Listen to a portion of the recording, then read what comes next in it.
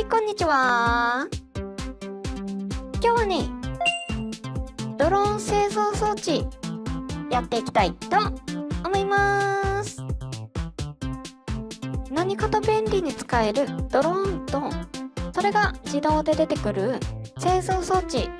この辺のお話をまとめてやっちゃいます。ということで、行ってみましょう。まずはこいつがドローン製造装置なんだけど、前回はしょったところから説明していくと、こいつはドローンをバンバン出してくるっていう敵としては厄介なものなんだよね。ただしこいつは近くにドローンが5体いるとそれ以上は製造しないってな特性があるので、攻略法としてはドローンを5体集めて無力化します。ドローンはビームを撃ってくるのが厄介なんだけど、こうやってビーム砲の部分だけを破壊することで無力化できます。部品が小さいのでよく手を滑らせちゃうんだけど、こんにゃろ。まあそんなこんなで今無事にドローン製造装置を確保してるわけなんだけど、このドローンは不思議パワーで空に浮くのと、こうやって破壊するとベアリングが出るのでいろいろと便利に使えます。で、今ドローンを破壊して4体以下になったので次のが湧いてきたんだけど、製造装置さえ確保しとけばこの後好きなだけドローンとベアリングをゲットできるってな算段ですが、これだとドローンがどっかに飛んでっちゃうので、もっと効率的にゲットしたいってところで、まずは周りを囲って逃げないようにします。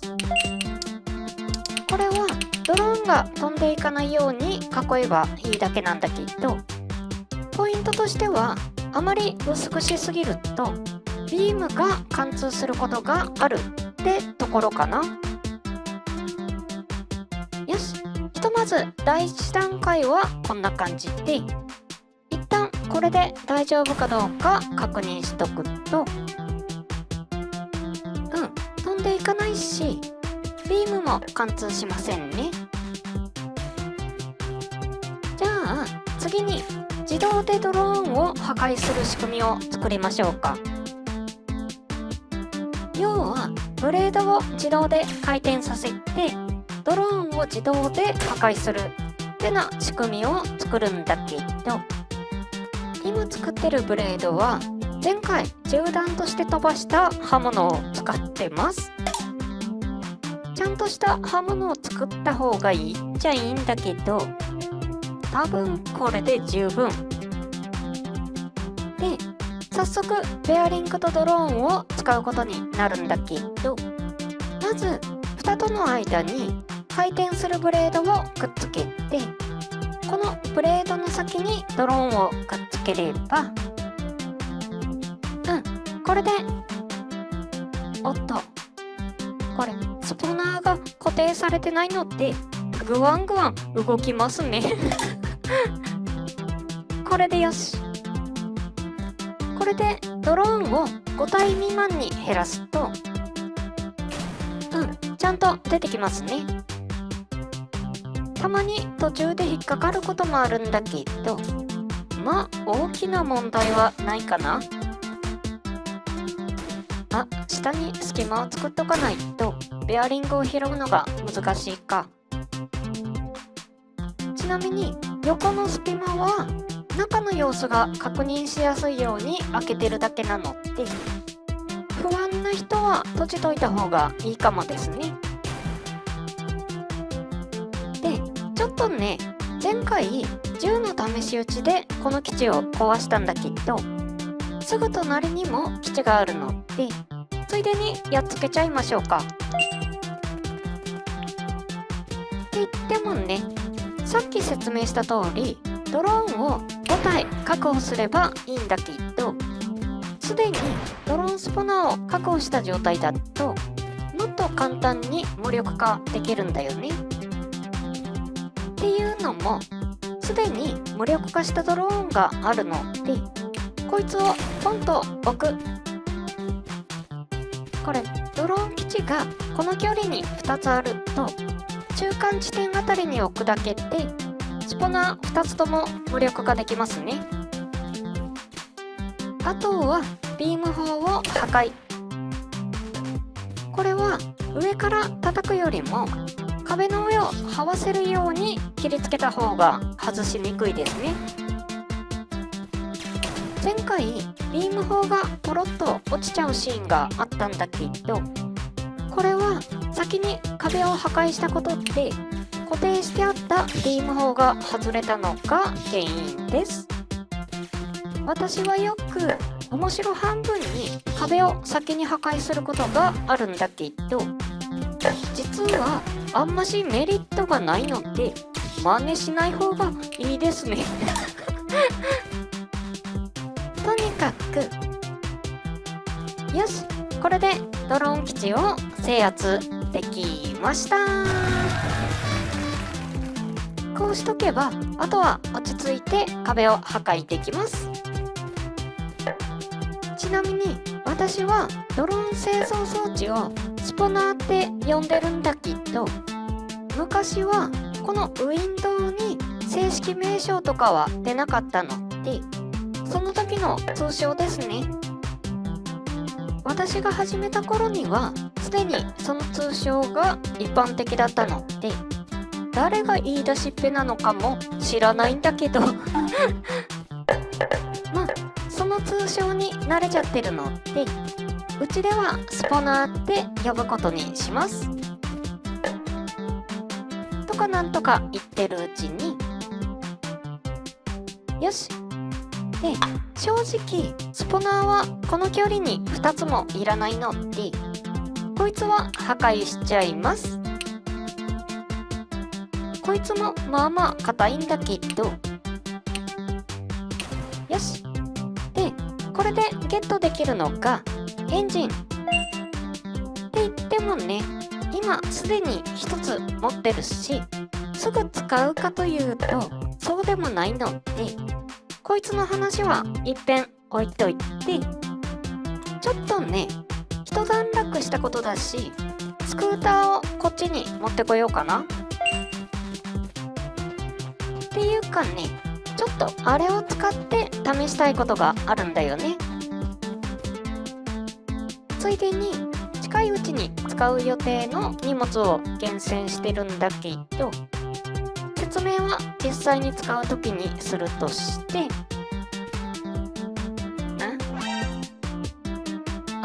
これ前回トリガースイッチを外したまんまか。まあ連着銃を拾いに行ってもいいんだけどせっかくなのでベアリングを使った簡単なスイッチを作ります。今はトリガースイッチがあるのでなかなか使わなくなったんだけど以前はこうやってベアリングでオンオフを切り替えるような仕組みを作ってたしこういうものを作るスキルは忘れないようにしたいですね。って言ってもかなり雑なんだけど合金が通電する時だけオンになるっていうシンプル構造。オフの時はプランプランするので誤作動防止で絶縁体のプラスチックをつけてます。間に合わせだしこれでいっか。いざでこれ試運転した時は荷物を乗せずに走ってたんだけど今回ちょっと荷物乗せたせいか坂道の動きが悪いな。まあの後この辺の風車を2つ壊して電池の在庫も増えてるのでこの後やりたいこともあるんだけどちょっとね電源周りを先に微調整しときます。後から考えたら別にこのタイミングでやらんでもよかったとは思ったんだけどまあこいつは今後も使っていくんでね。で一応試運転したところ、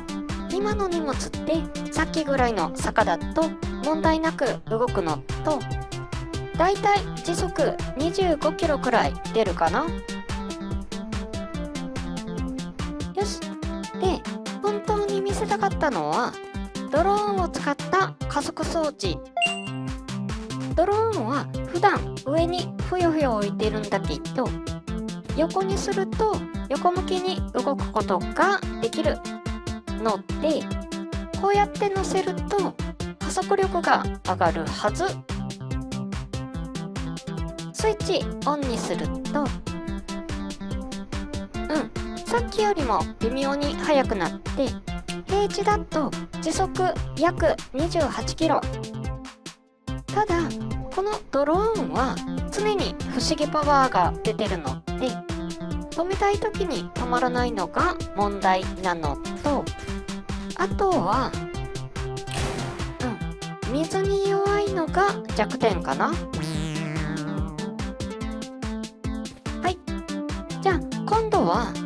ドローンとベアリングで武器を作ってみましょう。ドローンロケットって呼ばれてるタイプの武器なんだけど、ドローンにタイヤをつけて、これに刃物をつけると武器になります。これであっちのドローン基地を倒してみましょうか。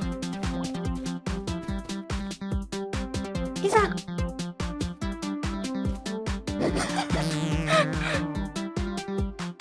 ちょっとね、坂があるところでは不安定になるのも分かってるので、こっち側の平坦なところからいってててて、こんにゃろ。よし、とにかくこれでいざ。なんか変な曲がり方するな。ドローンはね、なかなか思い通りには動いてくれないってのはあるんだけど、にしても平坦なところだと比較的まっすぐ進んでくれるはずなんだけどな。これはね、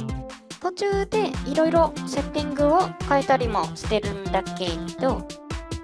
明確に何かが解決したわけでもないし、細かいところは研究の余地があるとして、ひたすら何回もやってると、よし。しかしまだ倒せてないな。このドローン基地のビーム砲は誘導型なので、さっきのやつより厄介なんだよな。ちなみにうちではさっきの塀で囲まれたやつをタイプ1、このむき出しのやつをタイプ2で呼んでます。とにかくちょっとね、これスポナーを破壊するにはドローンの数が足りんかったかもしんない。壊すまで繰り返してもいいんだけど、せっかく無限に出てくるので、もう一本作りましょうか。今度はドローン8個を使ったパワーアップ版。ちなみに扱い方にもよるんだけど、私の経験上手で持って使えるのはドローン10個ぐらいが限界ですね。とにかくよし、これで破壊することができました。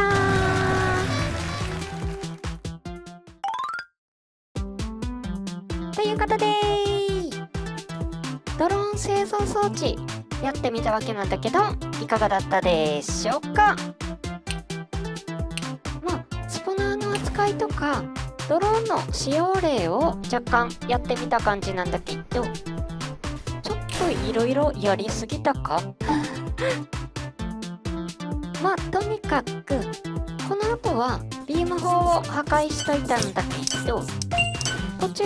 私がやってたような奇抜な動きをしなくても木の板とかを用意しとけば結構楽に相手ができます。これは風車のビームでも同じことが言えるので、攻略が難しいって方はそういう方法もおすすめです。あと一口にドローンって言っても今回のビームタイプとは別に自爆ドローンもいて、こいつは近づくと爆発するっていう厄介な代物です。まあこいつはこいつで使い道はあるんだけど、自爆ドローンスポナーは近くにはないので別の機械に置いときましょう。それはそうと割と最初の方から見えてたんだけど、あの辺に浮いてる島、あれ空中遺跡って呼ばれるやつなんだけど、なんかねあの辺の山からなんとか届きそうに見えるんだよね。なのでピヨーンってジャンプして届いたりしないかな。ということで次回は爆発式カタパルトやっていきたいと思います。はい、じゃあ今日はこの辺でバイバーイ。